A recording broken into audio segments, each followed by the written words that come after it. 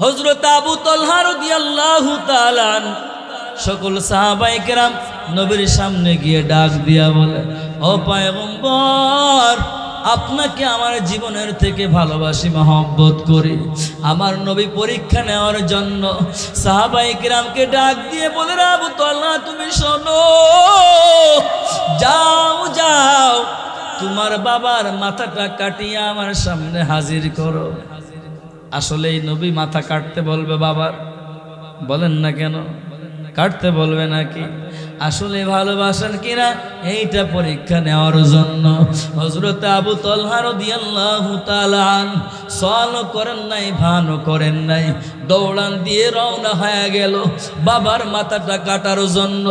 আমার নবী পেছন দিয়ে ডাক দিয়া বলে, আবু তালহা তুমি শোনো, তোমাকে তোমার বাবার মাথা কাটার জন্য আমি বলি নাই, আমি কি বলেছি তুমি শোনো।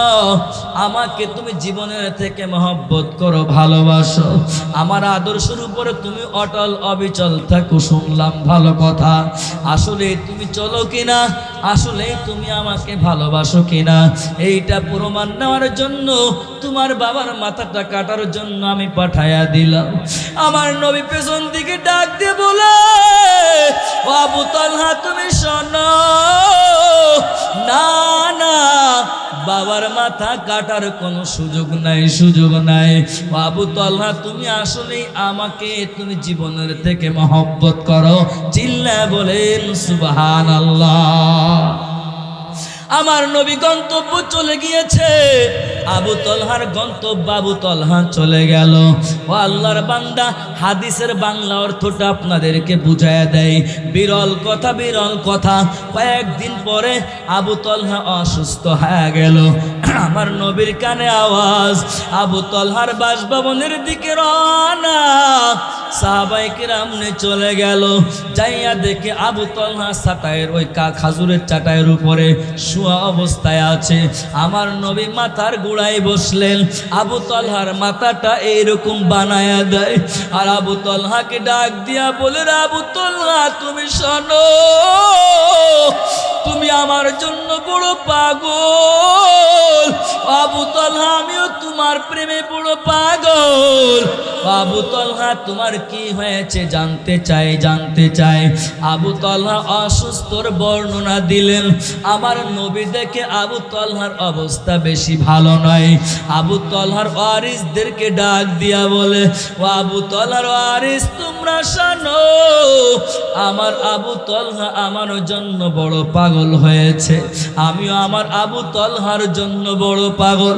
আমার আবু তালহার যদি অপাতের ঘটনা ঘটে যায়, আমার আবু তালহার যদি কিছু হয়ে যায়, আবু তালহার গোসলটা আমি নবী নিজে হাতে করাইব, আবু তালহার কাফনটা আমি পরাইব, আবু তালহার দাফনটা আমি করাইব। আবু তালহার ওয়ারিসদেরকে বলিয়া আমার নবী রওনা হয়ে গেল। আমার নবী যখন ফেরত চলে আসিয়া যায়, আবু তালহা ওয়ারিসদেরকে ডাক দিয়া বলে, ওয়ারিসের দল তোমাদেরকে বলতে চায়, আমার নবী কি বলেছে জানায়া দাও। আবু তালহার ওয়ারিসরা ডাক দিয়া বলে, নবী তো তোমাকে অত্যন্ত মহব্বত করে, তুমিও নবীকে মহব্বত করো, তোমার কিছু হয়ে গেলে নবীর কানে সংবাদ পৌঁছাইতে বলছে। আবু তালহা ডাক দিয়া বলে, আমার ওয়ারিস তোমরা শোনো, আমার কিছু হলে আমার নবীর কানে সংবাদ দিবা না। কেন কেন তোমরা জানো, আমার নবী যদি দুনিয়ার থেকে বিদায় হয়ে যায়, উম্মতের বড় ক্ষতি হয়ে যাবে, আমাদের বড় ক্ষতি হয়ে যাবে। আমি আবু তালহা মরলে বড় কোনো ক্ষতি হবে না। আমার নবীকে কতল করার জন্য প্রতিমধ্য কত বেদিন বসে রইল। সুতরাং তোমাদেরকে অনুরোধ করে বলিয়া যায়, আমার কিছু হলে খবরদার নবীর কানে আওয়াজ দিবা না, নবীকে সংবাদ দিবা না। ও আল্লাহর বান্দা যুবক, খেয়াল করে বুঝিয়া নাও, পায়ে হাত রেখে বলি, আপনার জন্য আমার নবী কেমন আসক্ত হয়েছিল, আপনি কেন হইতে পারলেন না? আবু তলহা হয়েছিল। ঘটনাটা একটু খেয়াল করে শুনিয়া নাও রে বাবা। আমার নবী চলে আসলো। কয়েকদিন পরে আবু তলহার বিদায়ের ঘন্টা বেজে গেল। আবু তলহার ওয়ারিসরা নবীর কানে সংবাদ দেয় নাই। আবু তলহাকে কাফনটা পরাইলো, দাফনটা সম্পন্ন করলো। আবু তলহা বিদায় হয়ে গেল, আমার নবীকে জানাই নাই।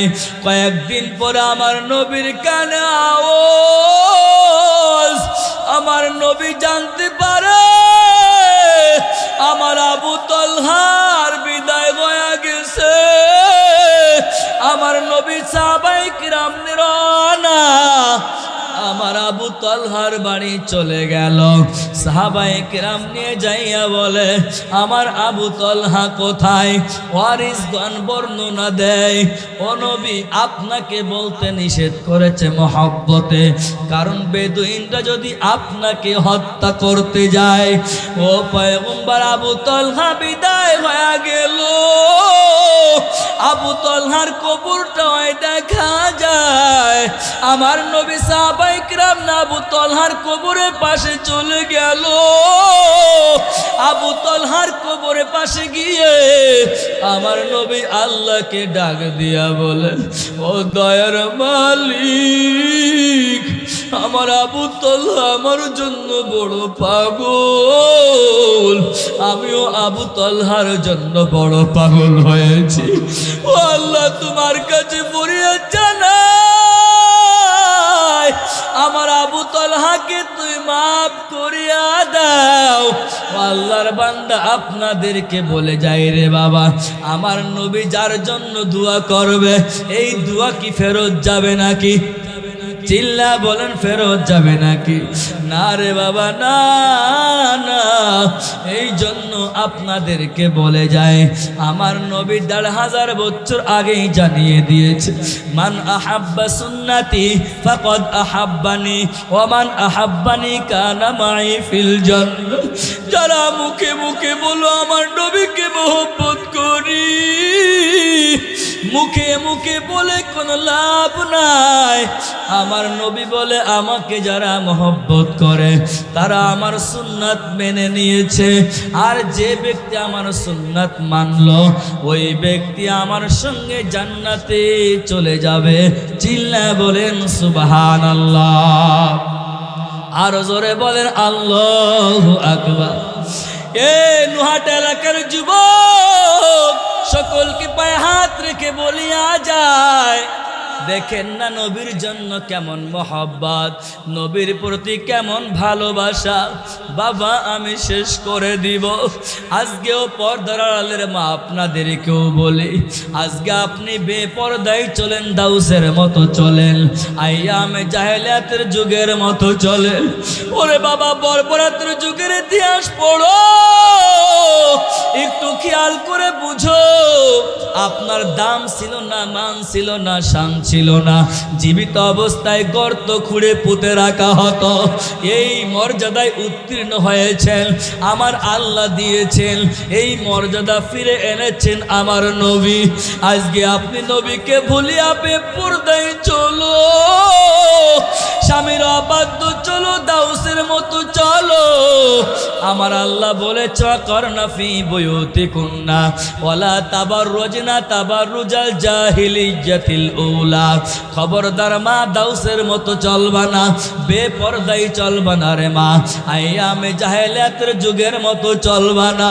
ও বাবা, শ্বশুর শাশুড়ি মুরব্বীদের সঙ্গে বেয়াদবি করবা না, নাফরমানি করলে কিন্তু বাঁচতে পারবা না। এই যুবক বন্ধু আপনাদেরকে বলে যায়, একটা হাদিসের অর্থ বললেই বুঝবেন। আজকে আপনি দাম্ভিকতার সাথে মুসলিম পরিচয় দিয়ে চলেন, আজকে আপনি আপনার ঐতিহ্যের পরিচয় দিয়ে চলেন। এই ইসলামকে প্রতিষ্ঠিত করার জন্য, আপনার ঐতিহ্যকে ঠিক রাখার জন্য, আপনার অস্তিত্বকে টিকিয়ে রাখার জন্য, একটা নাই, দুইটা নয়, আমার নবী ২৭টি যুদ্ধ সংগঠিত করেছে। আমার নবী বদরের যুদ্ধ করেছে, আমার নবী খন্দকের যুদ্ধ করেছে, আজকে কি আপনার নবীর জন্য মায়া লাগে না? আজকে কি আপনি ইসলাম নিয়ে চিন্তা করেন না, গবেষণা করেন না, মুসলমানের ঐতিহ্য নিয়েও চিন্তা করেন নাই?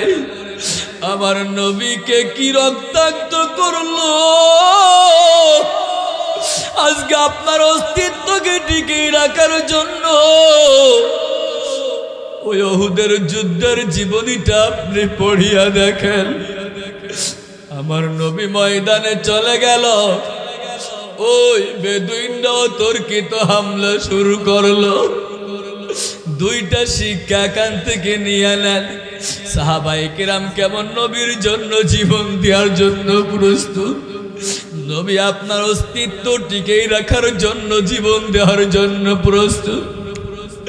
অতর্কিত হামলা করেছে সাহাবায়ে কেরাম, সব ছড়িয়ে ছিটিয়ে বিভিন্ন জায়গায় চলে গেল। আমার নবীর শিরস্থানে দুইটা লোহার কড়া ঢুকে গেছে। আমার নবী অসুস্থ হয়ে গেল। এক পাশ থেকে আমিরুল মুমিনিন আবু বকর দৌড়ান দিয়ে চলে আসলো, অপর থেকে আবু উবাইদা ইবনে জাররাহ রাদিয়াল্লাহু তাআলা আনহু দৌড়ান দিয়ে চলে আসলো। আবু উবাইদা ইবনে জাররাহ ডাক দিয়া বলে, ও আমিরুল মুমিনিন, আপনি আমার নবীর দর্শন কত পেয়েছেন? আপনি আমার নবীর দর্শন কত নিয়েছেন? আপনি এক নম্বর খলিফা, জান্নাতের সার্টিফিকেট পাইলেন। আমি আদম আমার নবীর দর্শন নিতে চাই। আমি বলি আপনি আমাকে সুযোগটা বেহাত করে দিয়েন না, আপনি সাইড হয়ে যান, আমি আজকে আমার নবীর দর্শন নিতে চাই। আমিরুল মুমিনিন আবু বকরকে সাইড করিয়া দিলেন। আবু উবাইদা ইবনে জাররাহ রাদিয়াল্লাহু তাআলা আমার নবীর কাছে চলে গেলেন। নবীর শিরস্থান থেকে লোহার কড়া উঠাইতে চলে যায়। আবু উবাইদা ইবনে জাররাহ নিজের গালটা খুলিয়া নিজের দাঁত বের করিয়া নিজের দাঁত দিয়ে লোহার কড়াই যখন কামড় দেয়, আবু উবাইদা ইবনে জাররাহ দাঁত ভেঙে জমিনে পড়ে গেল। বলেন আল্লাহু আকবার। আমার নবী দেখিয়া বলে, ও আবু উবাইদা ইবনে জাররাহ, তোমাকে বলতে চাই, তুমি কি টের পাও নাই তোমার গালের দাঁত ভেঙে জমিনে পড়ে গেছে? তুমি আমাকে ছেড়ে দাও। আবু উবাইদা ইবনে জাররাহ ডাক দিয়ে বলে, আমার প্রিয় নবী, আপনি আমাকে দাঁড়াবেন না। কাল কিয়ামতের ময়দানে আপনার শাফাআত ছাড়া কেউ জান্নাতে যাবে।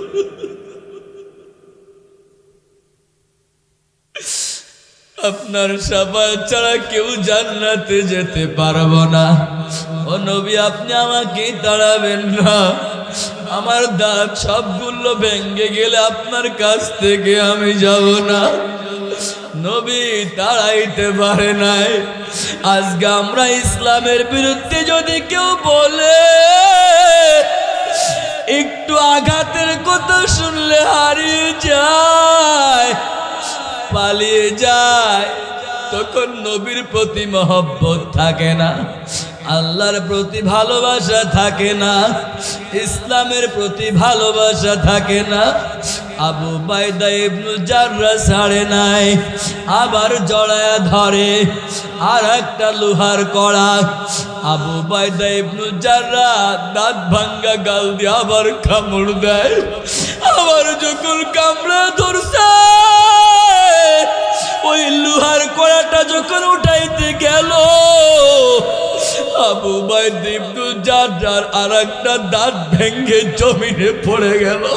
বলেন আল্লাহু আকবার। আরো জোরে বলে আল্লাহু আকবার। আবু উবাইদা ইবনে জাররার মুবারক গাল থেকে রক্ত জমিনের দিকে যায়।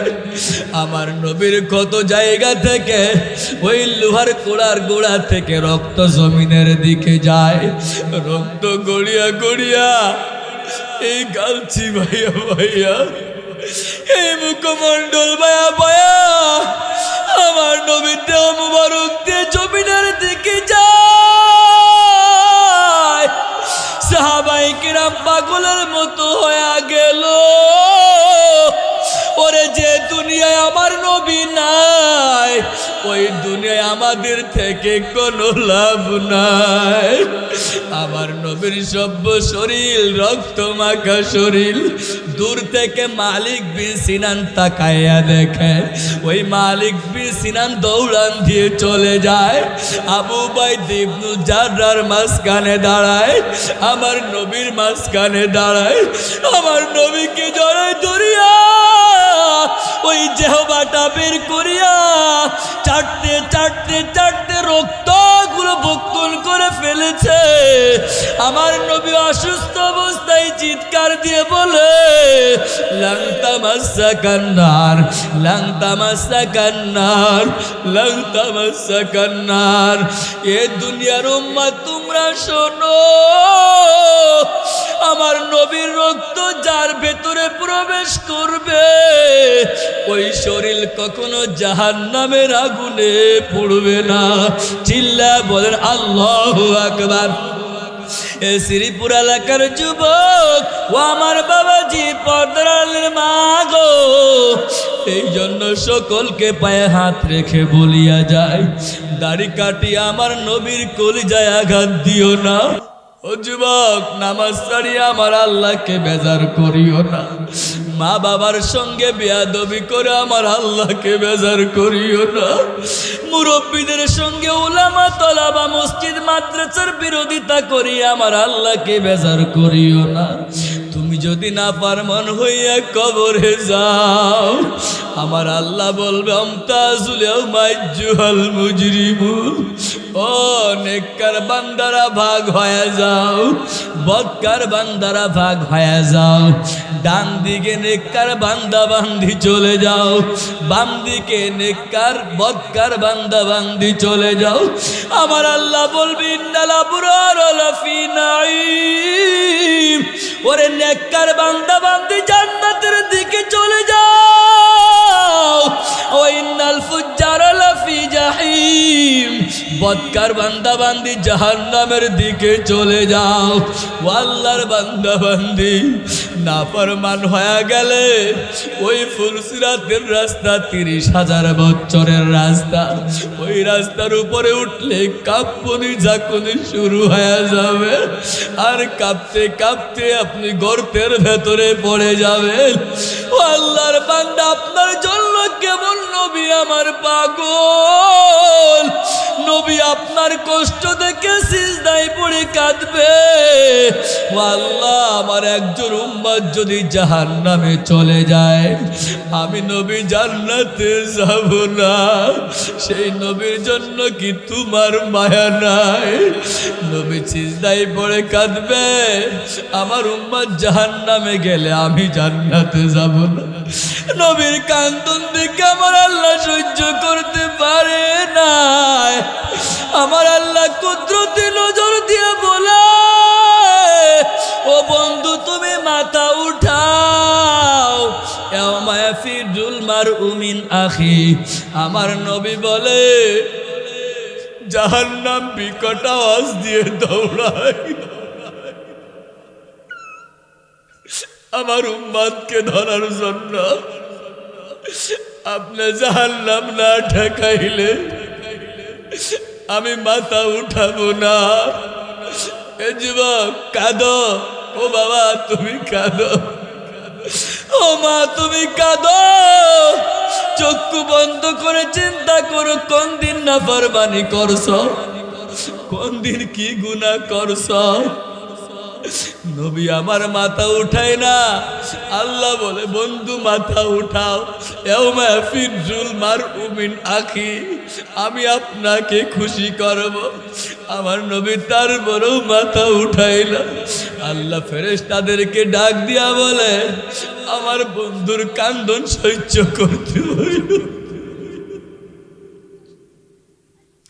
ও ফেরেশতার দল যাও যাও যাও নুহাটা ময়দানে, শ্রীপুর নুহাটা গ্রামের ময়দানে, আলিয়া মাদ্রাসা মাঠে, ওই দৃষ্টিনন্দন মাদ্রাসা মসজিদের সামনে আমার কত বান্দা আমার জান্নাতের আশায় জাহান্নামের বয়ে চোখের পানি ফালায়া কেঁদেছিল। ওই চোখের পানিগুলো আমি কুদরতি ভাবে জমা করে রেখেছিলাম। ওই জাহান্নাম বিকট আওয়াজ দিয়ে দৌড়ায়, ওই জাহান্নামের গায়ে ছিটায়া দাও আমার বন্ধুকে খুশি করার জন্য। ওই পানি ছিটায়া দিল, জাহান্নাম পেছন দিকে দৌড়ায়। অথচ জাহান্নামকে ৭০,০০০ ফেরেশতারা শিকল দিয়ে বেঁধে ঠাকাই রাখতে পারে না। নবী আমার ডাক দিয়া বলে মালিক, এতক্ষণ বললাম শিকল দিয়ে টিকাইতে বাঁধে রাখতে পারে না, এখন আপনি কি দিলেন? আমার আল্লাহ বলো আমার বান্দার চোখের পানি আমি দিলাম। ও বাবা, চোখের পানি ছাড়া কবরে আগুন নিভবে না, জাহান্নামের আগুন নিভবে না, আবে হায়াতের পানি দ্বারা জাহান্নামের আগুন নিভবে না, কাউসারের পানি দ্বারা জাহান্নামের আগুন নিভবে না, আবে হায়াতের পানি দ্বারা জমজমের পানি দ্বারা কবরে আগুন নিভবে না, একমাত্র চোখের পানি। এই জন্য চোখের পানি ফালায়া কাঁদো। ও দয়ার মালিক, আমি জেনে না জেনে বুঝে না বুঝে কত অন্যায় করেছি, অপরাধ করেছি। আল্লাহ আমাদেরকে মাফ করে দাও রে আল্লাহ। তখন তুমি ডাক দিবা জানা নাই, কোন জায়গা থেকে বিদায় হব জানা নাই, আল্লাহ কবরে কোন সময় চলে যাব জানা নাই, একমাত্র তুমি জানো। আমি আরাদা করছি দাড়ি কাটবো না, নামাজ ছাড়ি আল্লাহকে বেজার করব না, উলামা তলাবাদের সঙ্গে বেয়াদবি করব না, মসজিদ মাদ্রাসার বিরোধিতা করব না, মুসলমানদের বিরুদ্ধে অবস্থান নিব না। কারা কারা রাজি আছো যুবক? ও বাবাজি, ও পর্দার আড়ালের মা, দুইটা হাত উঁচু করে মালিককে দেখায়া দাও। ও দয়ার মালিক, তুমি দেখো তোমার কুদরতি নজর দিয়া গভীর রাত্রে তোমার বান্দারা এরাদা করছে। আল্লাহ তুমি কখন ডাক দিবা জানা নাই, আমাদের সকলকে মাফ করে দাও। সকলে চিল্লা বলেন আমিন। যেতে হবে ওই কবরে,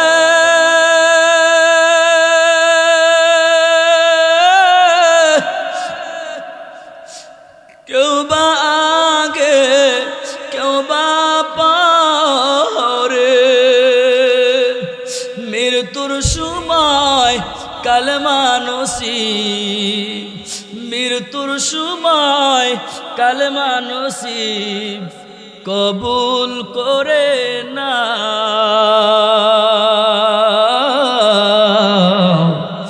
তুমি যদি মাফ না করো বান্দার উপায় না, তুমি যদি মাফ না করো বান্দের উপায় নাই। পাপী হয়ে আছি আমি,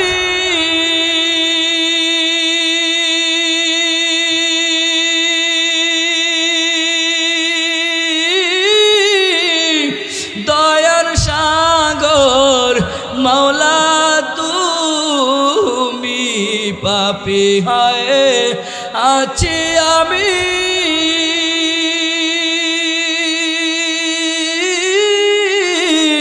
দয়ার সাগর মওলা তুমি,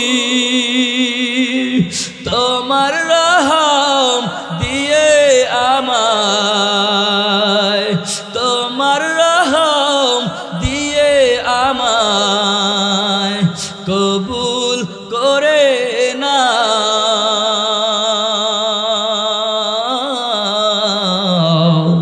তুমি যদি মাফ না করো বান্দার উপায় নাই, তুমি যদি মাফ না করো বান্দের উপায় নাই।